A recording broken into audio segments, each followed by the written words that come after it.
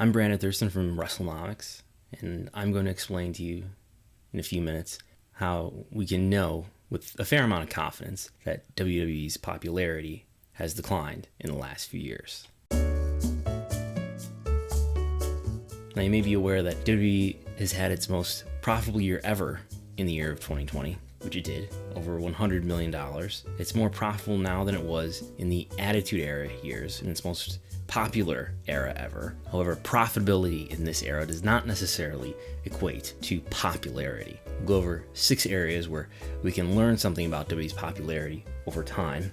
First of all, the WWE Network, paid subscribers, ticket sales, paid ticket sales, merchandise sales, licensing sales, even ratings. I think we can get some idea about popularity from ratings despite the overall decline in linear TV viewership, which we can see here. WWE SmackDown and Raw lined up against the top 50 non-news cable programs, and we can see how SmackDown does a little bit better. And that's because SmackDown has moved around from different time slots and different networks, and now it's on Fox, which is a much stronger network than the USA Network.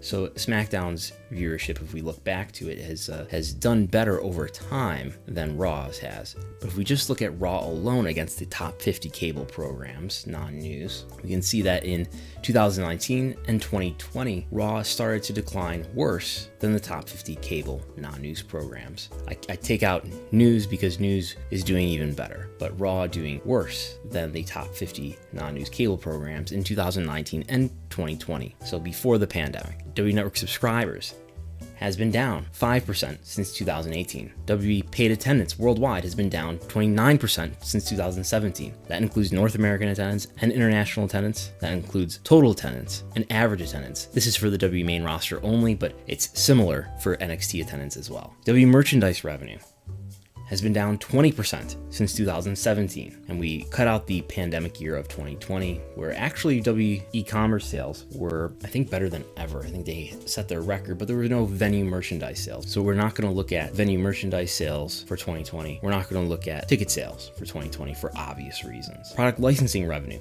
has been down 20% since 2017. Google web search is down 61% on a worldwide basis since 2016. Google web search in the US has been down 41% since 2016. And yes, it's true that WWE's AVOD consumption, that's ad-supported video on demand across platforms like YouTube and Facebook, that has grown over time. Then again, that activity has grown generally with consumers overall. According to Tubular Labs, WWE was the 6th most popular creator on Facebook or YouTube among US males aged 25 to 44.